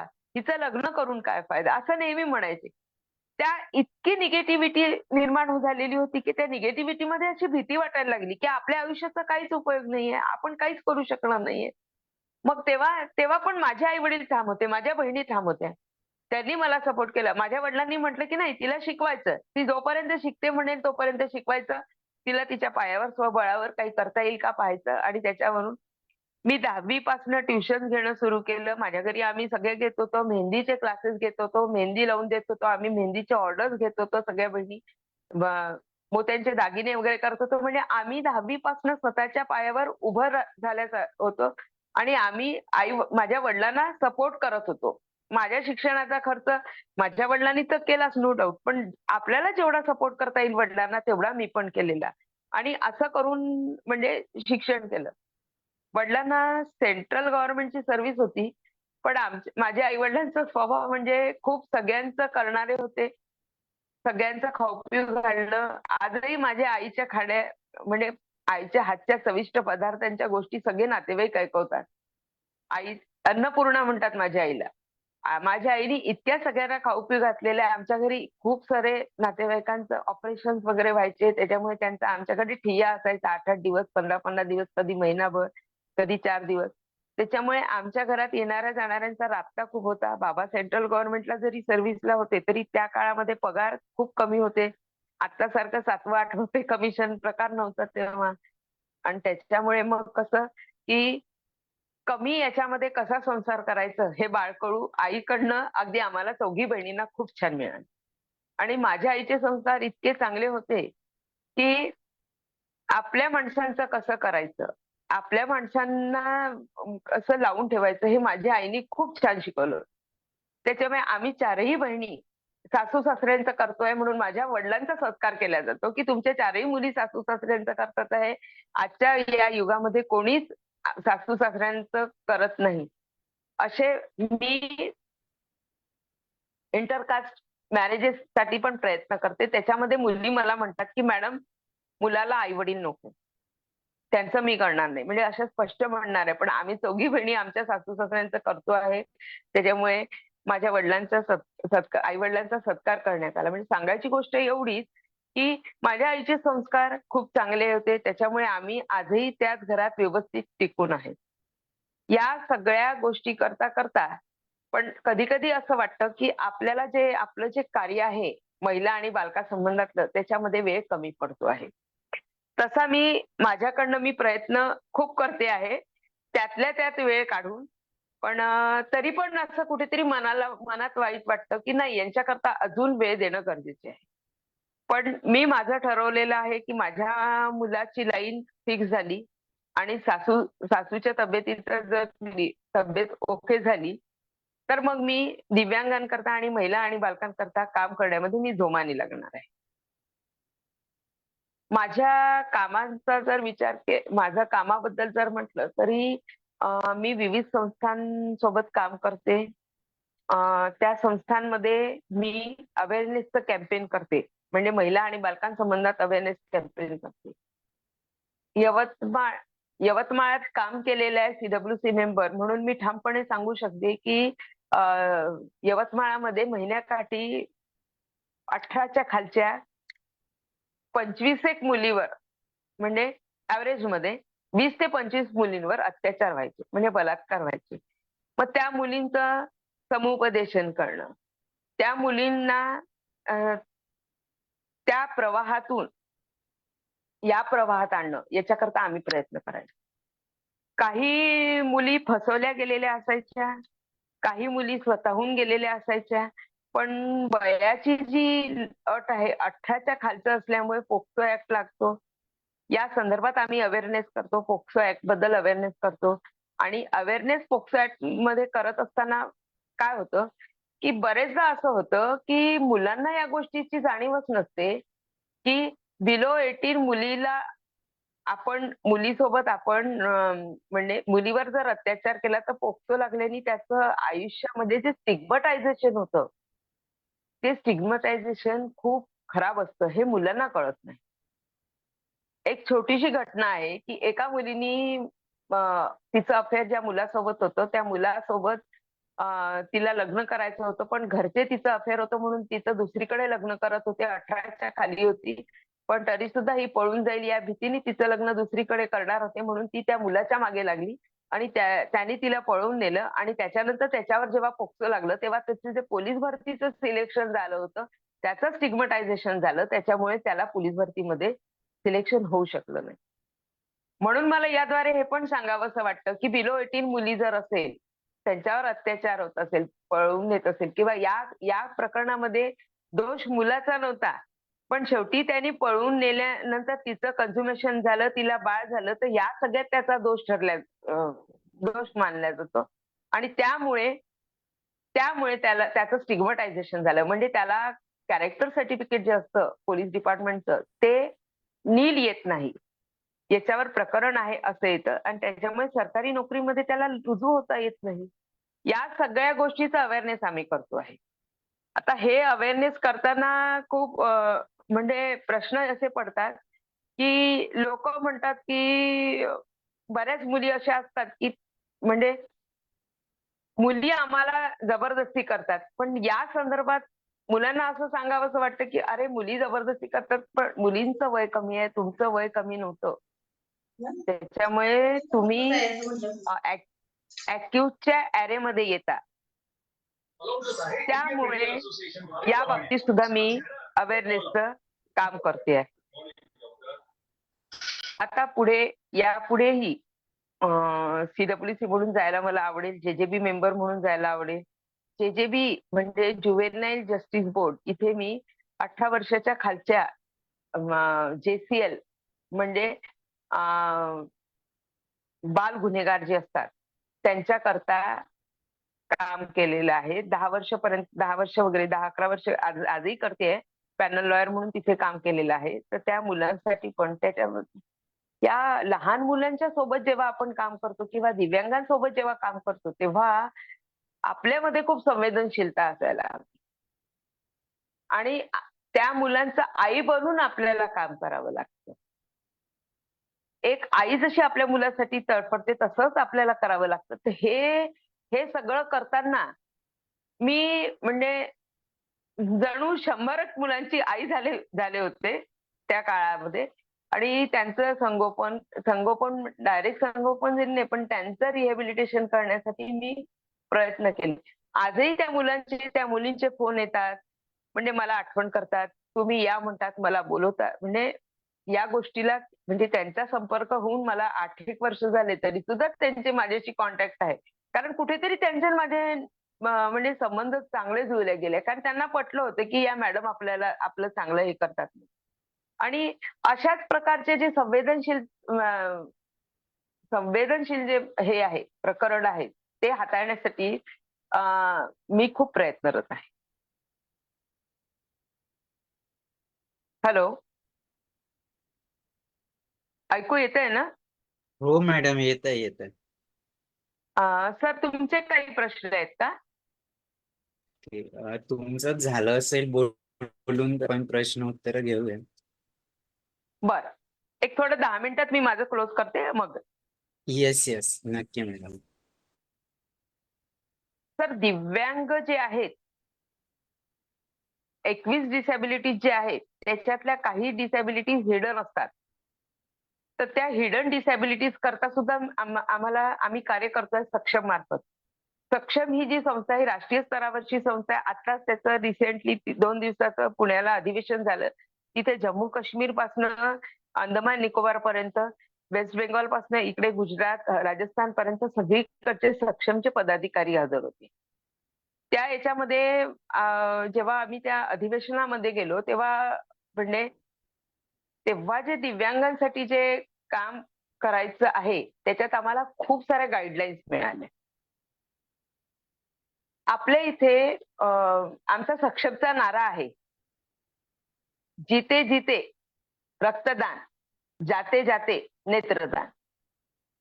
आपल्या इथे अंध खूप आहेत आणि सिकल सेल बाधित जे आहे, हिमोफिलिया वाले सिकल सेल बाधित आहेत, त्यांच्यासाठी रक्तदान करणं खूप गरजेचं आहे. तर या माध्यमातून मला असं सांगावंसं वाटतं, की आपण जर दिव्यांगांकरता काम करत असाल, तर रेग्युलरली ब्लड डोनेशन कॅम्प जर अरेंज केले, तर तसे आम्ही आमच्या स्तरावर खूप करतो, सक्षमच्या मार्फत किंवा विविध संस्थांच्या मार्फत किंवा कलेक्टर साहेबांच्या आदेशानुसार किंवा यवतमाळच्या लोकल ह्याच्यात आम्ही असे खूप कॅम्प घेतो, जेणेकरून सिकल सेल बाधित आहे त्यांना जो मंथली रक्ताचा जो हे असतो, पुरवठा करावा लागतो, तिथे कमी पडू नये. मग मला असं सांगावंसं वाटतं, की या माध्यमातून की रक्तदान ही खूप चांगली गोष्ट आहे. तर आपलं रक्ताने जर एखादा सिकल सेल बाधित जर त्याला पुनरुज्जीवन मिळत असेल, तर तसे आपल्या स्तरावरनं सगळ्यांनी प्रयत्न करावे आणि आयुष्यामध्ये एका तरी दिव्यांगाला मदतीचा हात द्यावा. आपल्या याच्यामध्ये गव्हर्नमेंटच्या ज्या सर्व्हिसमध्ये आहेत, जे लोक गव्हर्नमेंट सर्व्हिसमध्ये आहेत, त्यांचे पाल्य जर दिव्यांग असतील, तर त्यांनी आपल्या पाल्यांची जी नोंद आहे दिव्यांग म्हणून, ती नोंद दिव्यांग म्हणून आपल्या सर्व्हिस रेकॉर्डवर ठेवावी. कारण नवीन जी आर प्रमाणे ज्यांचे गतिमंद, मतिमंद किंवा दिव्यांग असतील, तर त्यांना दिव्यांगांना त्यांच्या म्हणजे आई वडिलांच्या मृत्यूनंतरही दिव्यांग जोपर्यंत जिवंत आहे तोपर्यंत त्यांना पेन्शन हे मिळतं, असे जी आर पण आहेत. तर या माध्यमातून मला ही गोष्ट पण शेअर करावीशी वाटली, म्हणून मी सांगितलं. एक घटना अशी होती, की एक नेव्ही आर्मी ऑफिसर होता एक. त्या आर्मी ऑफिसरच्या 2 मुली गतिमंद, मतिमंद होत्या. तर त्यांनी समाजामध्ये आपल्याला लोक काय म्हणतील म्हणून त्या दोन्ही मुलींचं नॉमिनेशन म्हणजे त्यांच्या मुलींना रेकॉर्डवर दाखवलंच नव्हतं. कालांतराने ते आर्मी ऑफिसर मरण पावले, त्यांची बायको मरण पावली, त्यांचं पेन्शन बंद झालं. पण त्यांचा जो एक मुलगा होता, त्या मुलावर या 2 बहिणींची जबाबदारी आली आणि या 2 बहिणींना सांभाळता सांभाळता त्याची दमछाक व्हायला लागली. मग आता काहीतरी आहे का? मग त्यांना एक संस्था भेटली आणि त्यांनी सांगितलं, की असे जी आर आहे, त्याच्यामुळे त्या मुली आहेत. मग त्यांचा पूर्ण रेकॉर्ड त्या ऑफिसला सबमिट केला. त्या त्यांच्याच मुली आहे हे प्रूव्ह केलं. प्रूव्ह झालं. त्या भावानी पण सांगितलं आणि त्यामुळे त्या मुलींना वडिलांचं जे पेन्शन आहे ते पेन्शन मिळत आहे आणि त्यामुळे तो भाऊ सुद्धा त्या बहिणींना चांगलं सांभाळू शकत आहे, कारण त्या बहिणींचा सगळा खर्च निघत आहे. तर हे दिव्यांगांच्या बाबतीतले खूप कायदे आहेत, दिव्यांगांच्या बाबतीतले खूप योजना आहेत, पण त्या योजना दिव्यांगांपर्यंत पोहोचत नाही. डिसॅबिलिटी सर्टिफिकेट जे आहे, डिसॅबिलिटी सर्टिफिकेट जेव्हा डिस्ट्रीब्यूट होतात, तेव्हा तिथे एक तर काही पैसे देऊन किंवा काही करून डिसॅबिलिटी नसताना सुद्धा डिसॅबिलिटी सर्टिफिकेट घेणारे खूप प्रकरणं आहेत. आपण पेपरमध्ये नेहमी बातम्या वाचतो, की म्हणजे हे कर्णबाधित शिक्षक आहेत बा म्हणून. ऍक्च्युली ते कर्णबाधित नसतात. ते काहीतरी हे करून किंवा कुठलं तरी दुसरं माध्यम वापरून ते सर्टिफिकेट मिळवतात आणि त्या बेसिसवर ते नोकरीला लागतात. किंवा एक छोटंसं बोट तुटलं असेल तर डिसॅबिलिटी आहे म्हणून दाखवतात. अशा घटना आहेत की खोटे डिसॅबिलिटी सर्टिफिकेट म्हणजे डिसॅबिलिटी नसताना खोटे डिसॅबिलिटी सर्टिफिकेट मिळवून सुद्धा लोकं चांगल्या कॉलेजेसमध्ये एज्युकेशन घेतात आहे किंवा चांगल्या म्हणजे गव्हर्नमेंट जॉबमध्ये जॉइन होतात आहे. तर या माध्यमातून मला हे सांगावंसं वाटत आहे की डिसॅबिलिटी सर्टिफिकेट जे करतात तिथे तरी करप्शन नसावं आणि त्यामुळे काय होतंय की डिसेबल्ड जे आहे ना ते नाकारल्या जातात आहे. त्याचं जिवंत उदाहरण म्हणजे मी स्वतः. माझं डिसॅबिलिटी सर्टिफिकेट आहे. मी स्वतःच घेत नाही कुठल्या फॅसिलिटीज किंवा माझे मिस्टरही घेत नाही. पण असे बरेच लोक आहेत की ते डिसेबल्ड असूनही ते तिथे त्रास देतात की नाही तुम्हाला आम्ही इतकेच टक्के देऊ. आता त्यांची डिसॅबिलिटी सुमोठो दिसते चेहऱ्यानी म्हणजे उघड्या डोळ्यांनी दिसत आहे. जमाना त्यांना डिसेबल म्हणताय, जाताना त्यांना अपंग लंगडं म्हणत आहे. अशा लोकांना सुद्धा डिसॅबिलिटी सर्टिफिकेट दिल्या जातात. या माध्यमातून मला सांगावंसं वाटतं की डिसॅबिलिटी सर्टिफिकेटचे जे करप्शन होतात ते कुठेतरी थांबवण्यासाठी आपल्या स्तरावर आपण काहीतरी काम करावं आणि डिसेबल्ड लोकांना खरंच एक खूप खूप चांगली मदत होईल असं जर आपण करू शकले आपल्या संकल्प फाउंडेशन मार्फत. Okay sir. धन्यवाद मॅडम.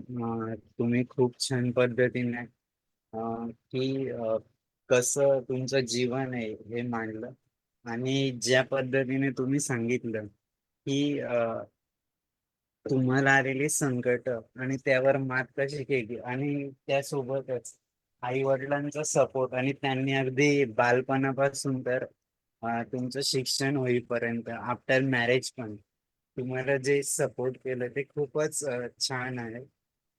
मॅडम, या सगळ्या जीवन प्रवासात तुमच्या आतापर्यंतच्या तुमच्या जीवनातला सर्वात आनंदाचा क्षण कुठला? माझ्या जीवनातला सगळ्यात आनंदाचा क्षण म्हणजे माझ्या मुलाचा जन्म. हो. मी आत्ताच तुम्हाला सांगितलं की डिसेबल असेल तर आपलं बाळ पण डिसेबल होईल असं सगळ्यांना वाटत असतं. माझ्या मिस्टरांना सुद्धा खूप जणांनी असं सांगितलं होतं. त्याच्यामुळे पण माझं जे बाळ झालं ते माझा मुलगा खूप छान आहे. त्याला कुठलीच डिसॅबिलिटी वगैरे नाहीये. त्याच्यामुळे तो माझ्या जीवनातला सगळ्यात आनंदाचा क्षण आहे. मॅडम, त्याच्या अगदी विरुद्ध एकदम वेदनादायक क्षण की जो कधीच विसरू शकत नाही. वेदनादायी क्षण म्हणजे ज्या क्षणी JMFC म्हणून मी एका 3 मार्कांनी माझं जे JMFC म्हणून सिलेक्शन झालं नाही, तो खूप वेदनादायी क्षण होता. 1 मार्काने APP म्हणून सिलेक्शन झालं नाही, तो खूप वेदनादायी क्षण होता. आणि त्यानंतर जेव्हा म्हणजे घरच्यांचा सपोर्ट मिळाला नाही, जिथे मला सपोर्टची अपेक्षा होती, तिथे मला सपोर्ट मिळाला नाही, ते खूप माझ्याकरता वेदनादायी क्षण होते. मॅडम, या सगळ्या प्रवासात अशी एखादी घटना की जसं एखादं दिवा पेटवायला स्पार्कची गरज असते, तसं तुमच्या जीवनातलं असं कुठलं घटना की ज्यामुळे तुम्हाला स्पार्क मिळाला आणि तुमच्या जीवनाची दिशाच बदलली? मी मी स्वतः जेव्हा बाहेर जाऊन काम करते, तेव्हा बरेचदा असं झालं की रस्त्यात बहुविकलांग एक व्यक्ती दिसली मला. आणि ती व्यक्ती अशी होती की तिला म्हणजे उचलून ठेवावं लागलं. दिसत नव्हतं, बोलता येत नव्हतं आणि म्हणजे काहीच समजत नव्हतं, काहीच करता येत नव्हतं. म्हणजे गोळा असल्यासारखं ते व्यक्तिमत्व होतं.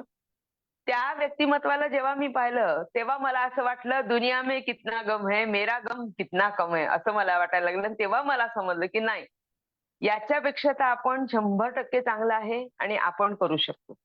आणि तेव्हा मी ठरवलं की नाही, आपल्या अपंगत्वावर आपण मात करायची आणि आपल्याला ज्या ज्या पॉसिबल क्षेत्रामध्ये काम करायचं त्या सगळ्या क्षेत्रामध्ये काम करायचं.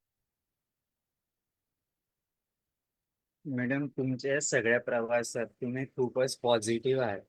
तर या पॉझिटिव्ह एनर्जीचं राज काय, सिक्रेट काय, की तुम्ही इतकं छानपणे आतापर्यंत काम करत आलात? पॉझिटिव्ह एनर्जी म्हणजे माझा परिवारच पॉझिटिव्ह होता. माझ्या परिवाराने माझ्यामध्ये इतकी पॉझिटिव्हिटी टाकली होती की ती पॉझिटिव्हिटी मी पुढे कॅरी केली. आणि मी माझ्या परिवारामध्ये पण ती पॉझिटिव्हिटी हे करते आणि तीच अशी स्प्रेड करते आहे की प्रत्येक दिव्यांगाला, म्हणजे मी जितक्या दिव्यांगापर्यंत पोहोचू शकेल तितक्या दिव्यांगांमध्ये ती पॉझिटिव्हिटी आणायचा मी प्रयत्न करते आहे. त्याच्या माझा पहिलं पॉझिटिव्हिटीचा स्रोत म्हणजे माझा परिवार, माझे आई वडील, माझ्या 3 बहिणी, माझे काका काकू. माझे काका सुद्धा मला खूप सपोर्ट करायचे. माझे काका मला शिकवायचे. माझ्या मैत्रिणी, माझे मित्र मैत्रिणी जे होते, माझी एक मैत्रीण योगिता सौंदेशकर म्हणून माझी मैत्रीण होती. ती माझं शाळेमध्ये असताना 3ऱ्या मजल्यावर माझा वर्ग होता, तर ती माझी बॅग वर नेऊन द्यायची, बॉटल नेऊन द्यायची. आताच्या काळामध्ये बॉटल वगैरे सेपरेट बॅग्स असायच्या, तेव्हा नव्हतं असं. हातात बॉटल असायची आपली, ते ती घेऊन जायची, ते मला धरून न्यायचं. म्हणजे असे माझे जे काही मित्र मैत्रिणी आहेत ते. आणि त्या सगळ्या याच्यामुळे माझ्यामध्ये खूप पॉझिटिव्हिटी आली की असं हे आपल्याला एवढे सपोर्ट करताय, मग आपण का करू शकत नाही? काहीही सपोर्ट न करणाऱ्या लोकांना प्रॉब्लेम आहे. आपल्याला तर सपोर्ट सिस्टीम आहे सगळी. मग आपल्याला तिथपासून पॉझिटिव्हिटी येत गेली आणि त्याच्याप्रमाणे पुढे आयुष्य जगता यायला लागलं. आणि आता समजायला लागलं सगळ्या गोष्टी की नाही, हे जे आहे ते आपल्याला सॉल्व्ह करायचं आहे. आपल्यालाच निस्तरायचं आहे. कोणी आपल्याला येणार नाही हेल्प करायला. त्याच्यामुळे आपल्याला पॉझिटिव्ह राहायचं आहे आणि आपल्याला सगळं सॉल्व्ह करायचं. खूपच छान मॅडम. आपल्या सोबत आमचे सिनियर मार्गदर्शक रणजित जोशी सर आहे. आपण ओके. त्यांच्यापासून सर्वांना मंच खुला करूया. रणजित जोशी सर, अनम्यूट करा. पहिली गोष्ट ना तू असं हसू नकोस. आणि दुसरी गोष्ट नमस्कार म्हणजे मावशी मॅडम. मला असे सरप्राईज देऊ नकोस. नमस्कार बाकी सर. मॅडम नमस्कार. हा नमस्कार सर. कोणाचा तरी माईक हा. सुरू आहे. ते ह्यापुढे मी ऍडजस्ट करणार नाही. हा आणि करावंच काय लागेल. आवाज बंद कर. चाललंय. टीव्ही आहे कोणाचा. हा टीव्हीचा आवाज आहे. हा आलं. नाही तुम्ही हा. एक तर सगळ्यात मोठं म्हणजे तुम्ही तुमचं अभिनंदन याच्याकरता ते आम्ही वकील LLB झालो पण आम्ही वकिली न करता आम्ही गव्हर्नमेंट सर्व्हिस केली म्हणून तुमचं अच्छा, हो. अभिनंदन. कारण की मलाही असं वाटत होतं आपण करावं पण आमचा काळ वेगळा होता. त्यावेळेस सर्व्हिस करणं खूप गरजेचंच होतं. वकिली इतकी सामान्य नव्हती. नाही, आजही वकिलीमध्ये प्रॉब्लेम आहे. हा नाही प्रॉब्लेम आहे. आमच्या वेळेस प्रॉब्लेम पेक्षा बाकी काही अडचणी होत्या. हो. म्हणजे आम्ही टोटली Monetary- व्हीलचेअर शिवाय किंवा हातावर चालण्याशिवाय आमचं काम नव्हतं. तर तेवढा अच्छा, ओ. इम्प्रेशन नाही पडणार हा भाग होता. हा. हा तर दुसरी गोष्ट नाही. तुम्ही जे म्हणाले मल्टिपल डिसॅबिलिटी, तर ती हा. यजमानांना मल्टिपल डिसॅबिलिटी म्हणजे काय, मानसिकता?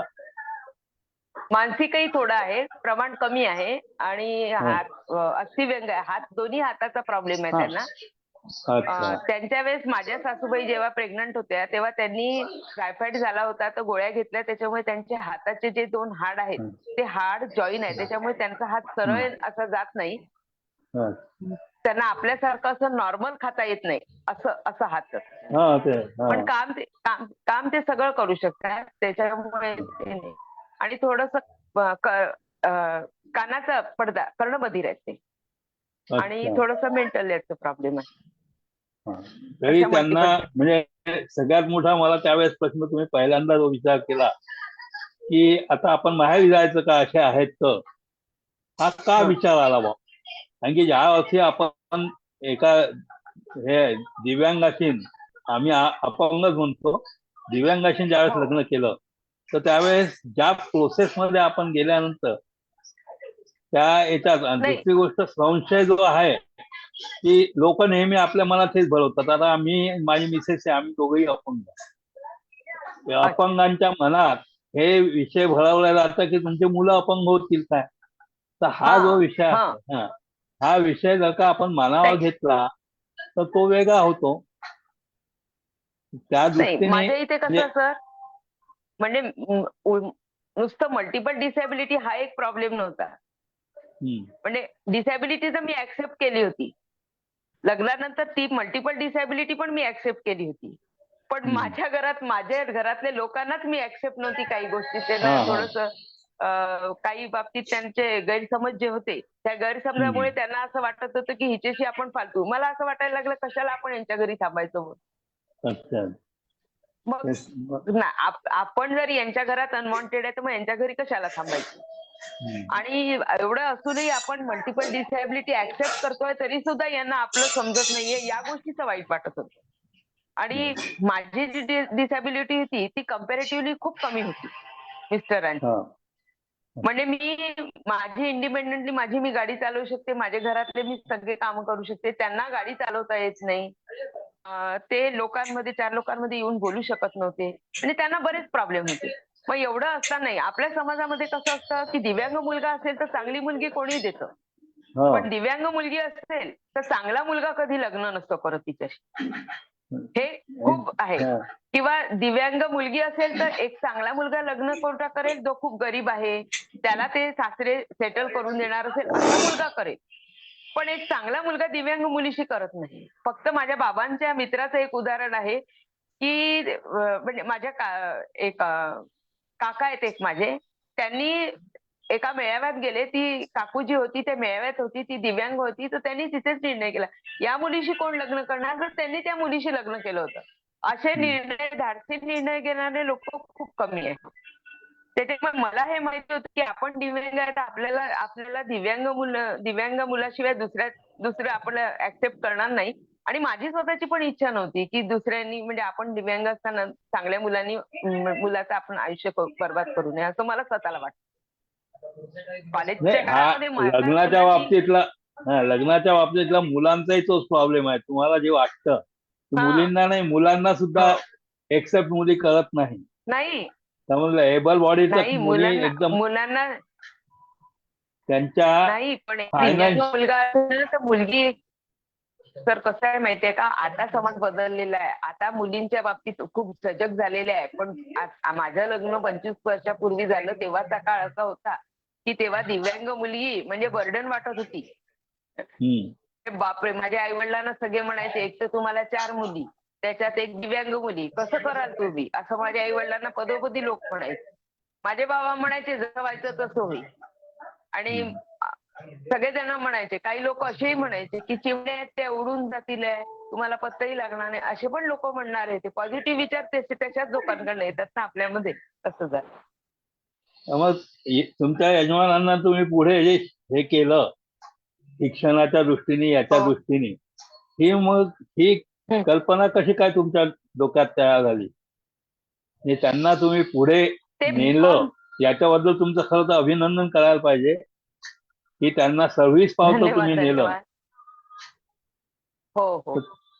तर ही जी बीकॉम बीएड होते ते, म्हणजे माझे मिस्टर म्हणजे असं व्यक्तिमत्व आहे की ते बोलत नाही कुठे, कारण रादर त्यांना बोलूच दिलं नाही. कारण कसं होतं, घरातलं वातावरण असं होतं की तू दिव्यांग आहे, तू कुठे जाऊ नको, तू पुढे लोकांसमोर गेला.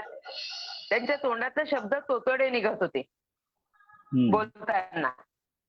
मल्टिपल डिसेबिलिटी मध्ये हे पण सांगते मी तुम्हाला की तोंडातले शब्द तोतडे निघत होते. पहिला शब्द पटकन निघत नाही, एक हाकलून बोलतात म्हणतात ना, तसा पहिला शब्द निघायचा. त्याच्यामुळे कसं होतं, त्याच्यामुळे ते लोकांमध्ये स्वतः मिक्स होत नव्हते. किंवा त्यांना मग बाकीचे पण असे म्हणायचे की तू त्यांच्या समोर जाऊ नको, तू बोलू नको.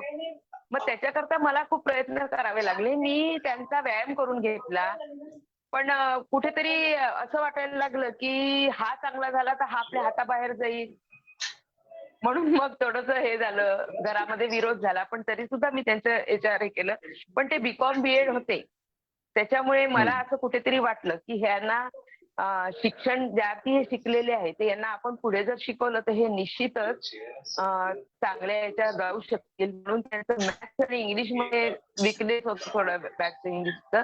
ते मी शिकवलं आणि MSRTCच्या याला म्हणजे जॉईन झाले.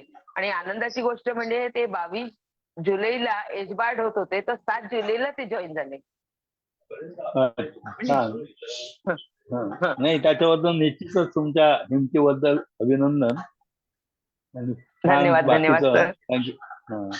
आपल्याला अपंगांना आपल्या ज्या आहे आई वडिलांशिवाय पुढे येण्याचा मार्गच नसतो. आई वडिलांनी पुढे आणल्यानंतर आपल्याला पुढे जायचं असतं. तुम्ही ते हो, हो. केलं, त्यांनी पण मार्ग तेवढंच तुम्ही नाही केलं. तुम्ही तेवढं केलं नाही, तुम्ही यजमानांना सुद्धा पुढे आणलं. त्याबद्दल हो. तुमचं अभिनंदन. धन्यवाद. धन्यवाद. धन्यवाद. धन्यवाद जोशी सर.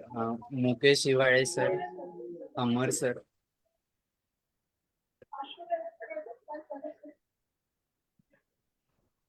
Please unmute. हा, बोला अमर सर. मॅडम नमस्कार. नमस्कार सर. नमस्कार. हॅलो. हा, नमस्कार सर. मॅडम नमस्कार. अतिशय चांगलं लेक्चर झालं सर. धन्यवाद सर. हा मॅडम, एक लिगल ऍडवाइस थोडक्यात विचारतो की ज्या पॉलिसी आपण जो काढतो लाईफ इन्शुरन्स, त्या हँडिकॅपना मिळू शकतात का? आणि एक केस अशी झाली की त्याचा फ्री लुक कॅन्सलेशन पिरियड असतो, तो संपून गेलाय 15 दिवसात. अच्छा. मग ते कॅन्सल करता येतात का? रिफंड घेता येते का? त्यात त्या LIC एजंटने हँडिकॅप म्हणून नो टाकलेला आहे. हँडिकॅप असतं अच्छा. ओके. पण म्हणजे त्याची त्यानेच फॉर्म डिसेबिलिटी भरलेला किती आहे? आहे. म्हणजे 80. LIC एजंट म्हणून हे केलेलं आहे की पॉलिसीच्या संदर्भात केलेलं आहे? बँकेचा LIC एजंट. अच्छा. डेली कलेक्शन वाला बँकेचा. हा, बँकेचा त्याची LIC तर त्याला पॉलिसी डिसेबल बँकेची. आहे, डिसेबल आहे म्हणून त्याला नकारलं का? नाही, नकारलं नाही, दिली पॉलिसी, पण ती आता नको आहे हा. हाय प्रीमियम असल्यामुळे. चुकीची माहिती सांगून ती दिली गेली आणि त्याचा त्याला premium चुकीची 2 माहिती वर्षच सांगून भरायला दिल्या गेली. नाही, मला नाही लक्षात हो. आलं, तुमचा पॉइंट नाही लक्षात आला मला. तुम्हाला काय विचारायचं ते मला लक्षात नाही आलं. बँकेनं LIC पॉलिसी दिली आहे मॅडम. त्यात हँडिकॅप असताना हँडिकॅप नो म्हणलेलं आहे. अच्छा. मग ते डिसीव झालं ना, ते चिटिंग म्हणजे झालं ना. त्यांनी लपवलंय का हो, ते? मग तो फॉर्म हो, मग पण ते आता पॉलिसी त्या कॅन्सल करायला पण तयार नाही. पॉलिसी कॅन्सल करायला LIC वाले तयार आहेत? नाहीत. अच्छा. पॉलिसी कॅन्सल करायला तयार नाही. मग त्यांनी ते दिव्यांग असून त्यांनी नो म्हणून टाकलं, ती त्याची चूक झाली. हो, ती चूक झाली. तर ती त्याच्या चूक आता हस्ताक्षरात आहे. आता ते LICचे जे टर्म्स अँड कंडिशन आहे, त्या हो. पॉलिसीच्या संदर्भातले त्यांचे जे नियम असतात त्याच्यावरून ते ठरवता येईल सर. असं इथे मोघम नाही बोलता येणार मला. ती कोणती ओके. पॉलिसी, तसं पॉलिसीचे प्रकार आहेत ना, जसं जीवन आनंद वगैरे. तुम्हाला वाटल्यास माझा नंबर सरांकडे आहे, तुम्ही मला पर्सनली हे करून मला हे करू शकता. ते पॉलिसीचे डिटेल्स हो. लागतील, त्या टर्म्स अँड ठीक आहे. कंडिशन सगळंच लागेल. हो, आलं लक्षात. Okay, thank you madam. वेलकम. धन्यवाद अमर सर. मुकेश सर. हा, नमस्कार सर. नमस्कार सर. काय बोला. नाही, छान माहिती दिली प्राचीताईंनी आणि प्रेरणादायी कार्य आहे. त्यांना शुभेच्छा. धन्यवाद सर. मॅडम मी मुकेश तहसीलदार सर आहे मॅडम. तहसीलदार आहेत इथं मालेगावला. मालेगावला बदली झाली आता. मालेगाव शहर अच्छा. संजय. अच्छा. ओके. खूप छान वाटलं भेटून तुम्हाला. हो.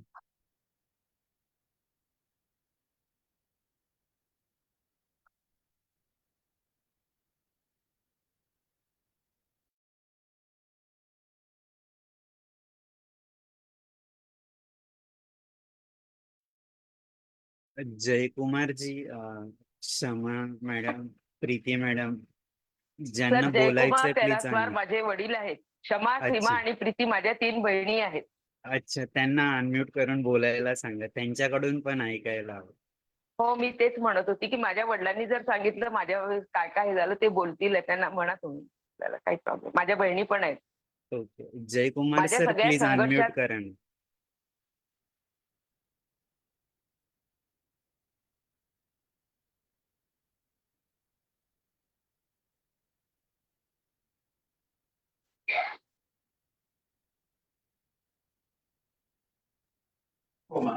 हा बोला क्षमा मॅडम. हॅलो क्षमा मॅडम बोला तुम्ही.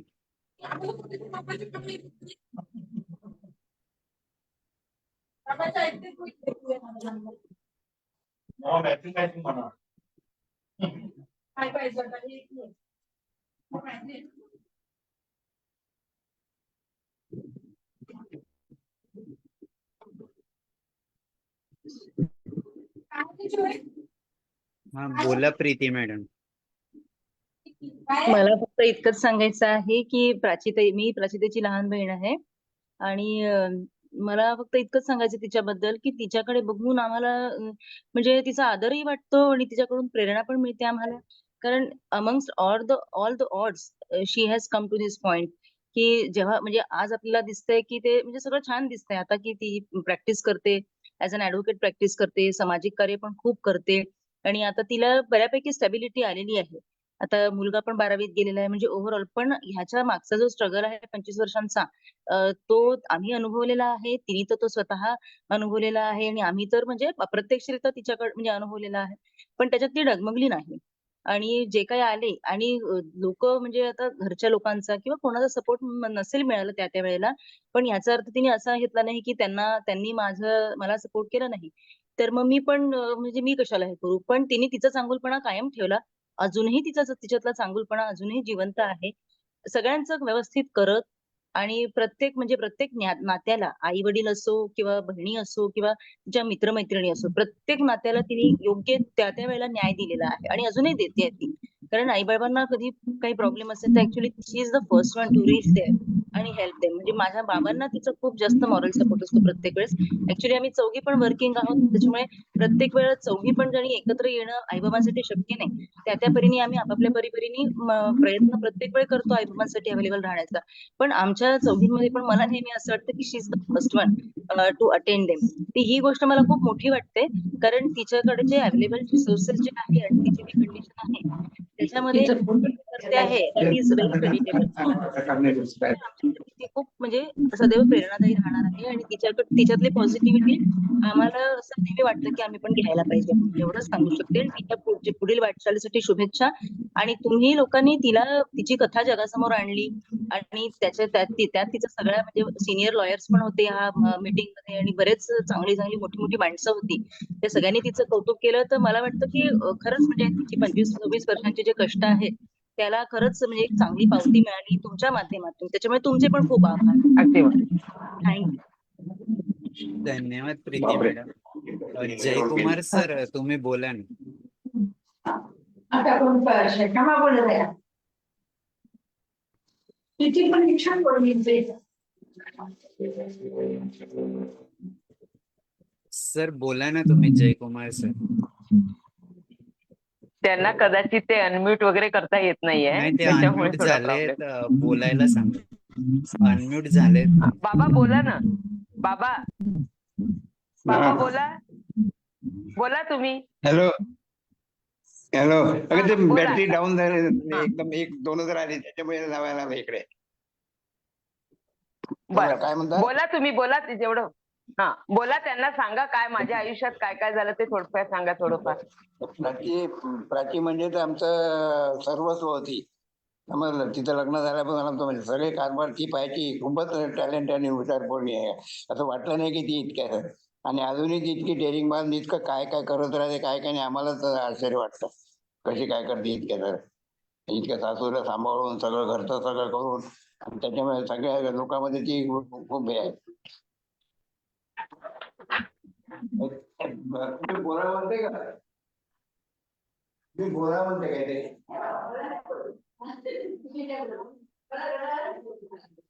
माझ्या भाऊजी पण आवाज येत. पुन्हा बंद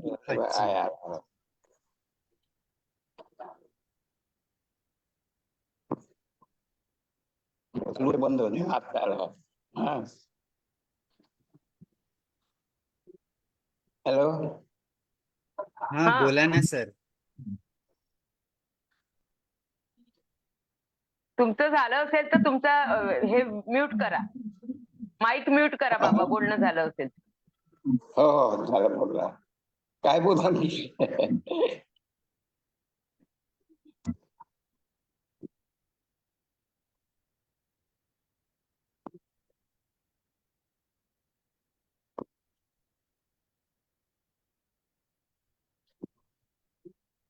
क्षमा मॅडम, बाळासाहेबजी. बोला बाळासाहेब नमस्ते सर. ताई. नमस्ते ताई. नमस्ते नमस्ते. तुम्ही सक्षम परिवाराच्या सदस्य आहेत हे ऐकून बरं वाटलं. पुण्यातील धन्यवाद. अधिवेशन अटेंड केलं. मीही त्या हो. अधिवेशनात होतो अरे वा. आणि सक्षमचं एक खूप चांगलं कार्य चालतंय, तर त्या परिवाराचे तुम्ही सदस्य आहेत हे ऐकून बरं वाटलं.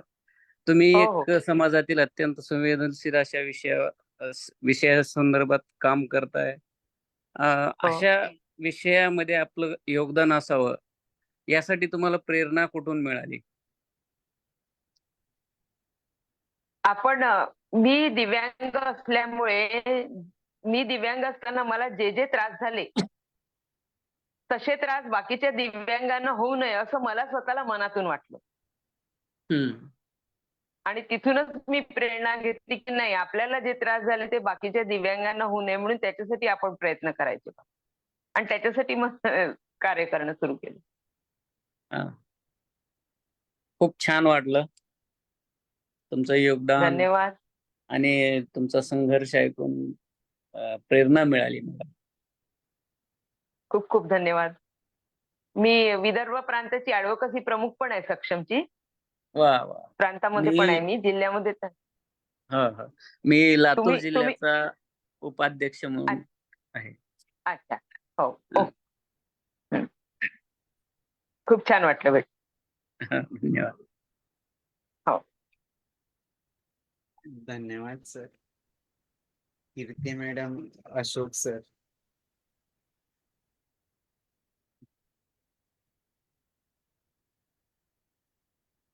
हॅलो. हा बोला. हा, मी सीमा केशेट्टीवार, बोला प्राचीची मॅडम. मोठी बहीण आहे. अरे मी यवतमाळला राहते. मला फक्त एवढंच मॅडम बोला. सांगायचं आहे की तिच्यासाठी तिला मिळालेलं आयुष्य जे होतं, it was a hurdle race. तर ते तिने खूप उत्कृष्टपणे ती रेस पार केली. आणि म्हणजे त्याचा सामना तिला त्याच्यासाठी तिला स्वतःला खूप कष्ट घ्यावे लागले. आणि आपण ज्या समाजामध्ये राहतो, ती सामाजिक बांधिलकी जी असते, त्या सामाजिक बांधिलकीची जाणीव म्हणून ती सक्षमचं काम करते आहे. म्हणजे स्वतः दिव्यांग असून ती दिव्यांगांसाठी एवढं काम करते, ती गोष्ट अतिशय कौतुकास्पद आहे.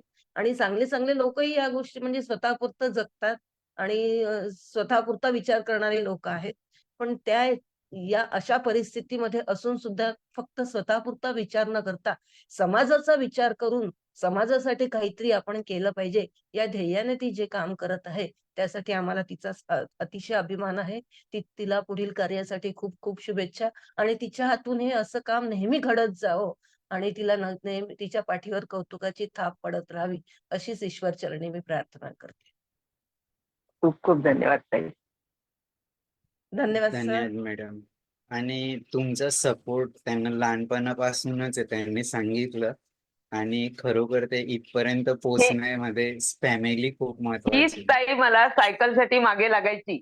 तेव्हा मी हिच्यावर चिडायची, पण आज मला तिचा खूप अभिमान वाटतो की तिने मला म्हटलं म्हणून मी आज गाडी सुद्धा चालवू शकते. खूपच छान. हॅलो. हा बोला कीर्ती मॅडम. हा, मी कीर्ती प्रतापर, कझिन आहे ताईची. तशा तर भरपूर गोष्टी म्हणजे सगळ्यांनी एक एक पैलू तिचे सांगितले, पण ती नेहमीच आमच्या फॅमिलीसाठी प्रेरणादायी आहे आणि इतकं सुंदर कार्य करते आहे ती. म्हणजे स्वतः दिव्यांग असून दिव्यांगाकरता समोर येण्याकरता त्यांना जी हेल्प करते आहे. मॅक्सिमम लोक आपापल्या फील्डमध्ये आपापला वेळ काढून आपलं जीवन कसं सुकर करता येईल याकडे लक्ष देतात, पण ती त्याही परिस्थितीत स्वतःच करता करता दुसऱ्यांचंही करत आहे. तर ही गोष्ट फार अभिमानास्पद आहे. आणि ताईकडे म्हणजे सगळे सण वार आणि फॅमिली, जॉईंट फॅमिली असताना ती सगळं करून मॅनेज करून हे करते आहे. त्याच्यासाठी तर मला तिची रोजच आठवण येते की रोजचा म्हणजे सकाळचा स्वयंपाक, सण, त्यानंतर तिचं कोर्ट आणि सामाजिक कार्य हे सगळं करून ती सगळं मॅनेज करते आहे. खरंच हॅट्स ऑफ ताई. म्हणजे तुझं जे कार्य आहे त्याला काय शब्द द्यावे तेच कमी पडतात. मी मधात तुझ्यासाठी लिहिलं होतं, पण आता ते मला काही हे करता नाही येत आहे. पण खरंच really you are so inspiring आणि all the best for thank you future. Because of you all people my inspiration is my family. Yes. धन्यवाद मॅडम. क्षमा मॅडम, तुम्हाला बोलायचंय काय?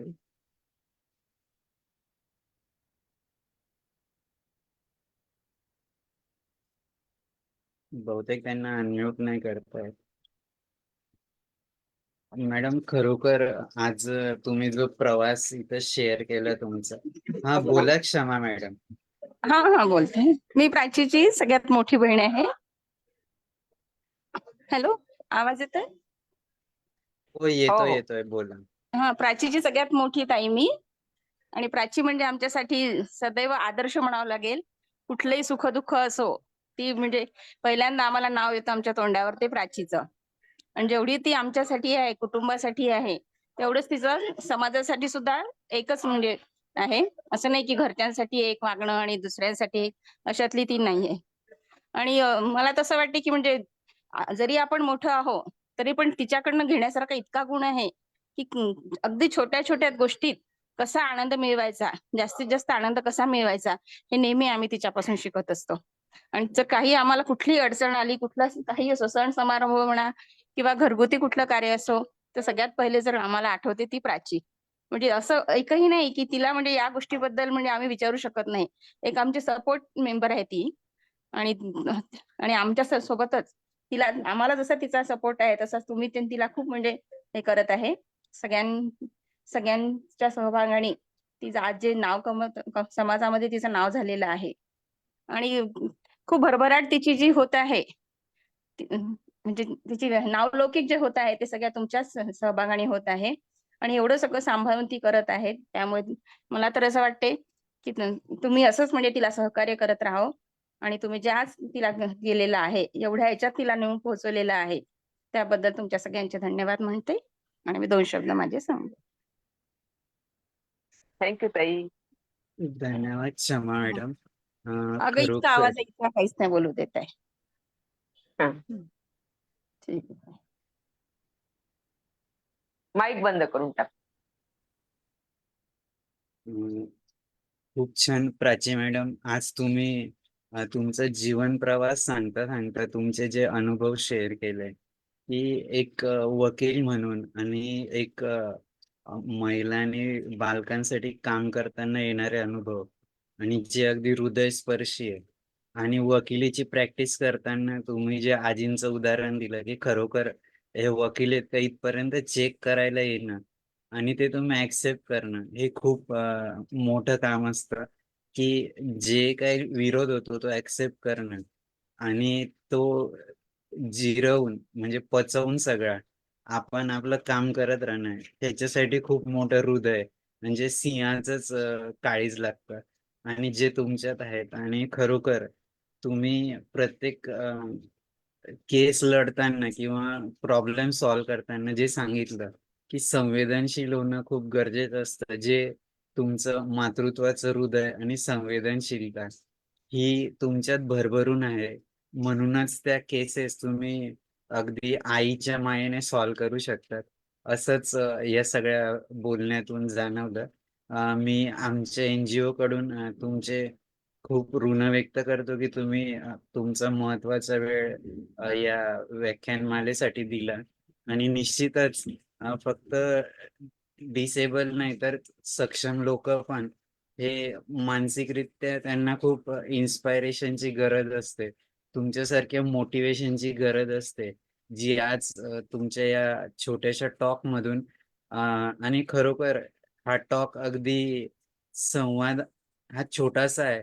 कारण तुमचा एवढा मोठा जीवन प्रवास तो 1 तासात, पाऊण तासात मांडणं हे खूप कठीण असतं. आणि ते जाणून घेणं, कारण ते सतत जाणल्यानंतर लोक निश्चितच यातनं बदलतील. मॅडम जाता जाता एक तुमच्याकडून संदेश सर्वांसाठी, नंतर आपण प्रार्थनेने आजच्या कार्यक्रमाची सांगता करूया.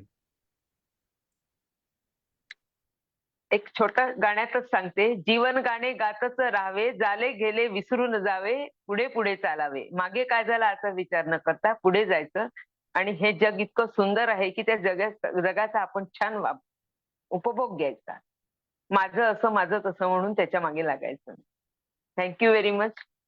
मला इथे बोलण्याची संधी दिली त्याबद्दल खूप, आणि मला शांतपणे ऐकून घेतलं त्याबद्दल खूप खूप धन्यवाद. धन्यवाद मॅडम. मी जेव्हा तुमचं नावाचा अर्थ शोधत होतो इंटरनेटवर, तर त्याच्यात सगळीकडे हेच होतं की उगवतं असं हा. व्यक्तिमत्व. आणि म्हणूनच ते आज जाणवलं की प्रत्येक ठिकाणी तुमचं कार्य त्या पद्धतीनेच आहे. निश्चितच तुमच्या नावानुसार असंच आम्हाला वाटतं. आमच्या NGO कडून पुनश्च एकदा तुमचे ऋण व्यक्त करतो. आपण सतत संवादात राहू आणि जिथं-जिथं तुमची मदत लागेल आम्ही निश्चितच तुम्हाला बोलवू. हो, आणि लीगल काही असेल तर त्याच्यावरही स्पीच देते मी, नो प्रॉब्लेम. काही problem. निश्चित मॅडम. तुम्ही जर प्रवास करू शकत असाल तर निश्चितच प्रवास जळगावला म्हणजे कुठे? अच्छा. जळगावला जर येऊ शकत असाल तर इथलं DDRC च्या इथं आपण व्याख्यानाचं आयोजन करू शकतो. आणि निश्चितच सगळे दिव्यांगांसाठीच ते केंद्र काम करतं. तर तुम्हाला जर जमत असेल तर आपण निश्चितच तसं आयोजन करूया. ठीक आहे, माझ्या पर्सनल याच्यावर आपण डिस्कस करू याच्यावर काही प्रॉब्लेम. Yes madam. थँक्यू. आपण एका छोट्याशा प्रार्थनेने आजच्या मॅडम, कार्यक्रमाची सांगता. अपंग कायद्यावर एखादं लेक्चर ठेवलं तर बरं होईल सर. चालेल ना, त्यातलं ठरलं. हा, एखादा वेबिनार. चालेल चालेल. हो, डिसॅबिलिटीज ऍक्ट 2016 ना, हा, तो. डिसॅबिलिटीज ऍक्ट 2016 ना, त्याच्यामध्ये दिव्यांग हा हो. शब्द प्रचलित झाला. पहिले हो, अपंग हो. होतं, आता दिव्यांग झाला. हो, हो. चालेल. आणि फक्त मला त्याचं 8 दिवस आधी प्रेझेंटेज, तुम्ही सांगा. हो, प्रेझेंटेज बरं. सहित जरा माहिती दिली तर सगळ्यांना ते युजफुल होईल. निश्चित मॅडम. आपण ऑनलाईन ऑफलाईन दोघंही ठेवायचा प्रयत्न करूया. आणि तुमचा हो, वेळ कसा ऍडजस्ट होतो आपण तसं करूया. ऑनलाईन ठेवलं तर रेकॉर्डिंग पण बघता येईल बऱ्याच जण. हो सर, नक्की सर. प्रयत्न करूया आपण. Okay, thank you very much. एका छोट्याशा प्रार्थनेने आजच्या या सत्संगाची आपण सांगता करूया. ओम असतो मा सद्गमय, तमसो मा ज्योतिर्गमय, मृत्योर्मा अमृतंगमय. ओम शांती शांती शांती. खूप खूप धन्यवाद सर्वांचे. मॅडम, आपण निश्चितच संवादात राहूया आणि कायम एकमेकांना जो काही सपोर्ट असेल त्या माध्यमातून आपण लोकांसाठी काहीतरी कार्य करण्याचा प्रयत्न करूया. खूप खूप धन्यवाद. धन्यवाद.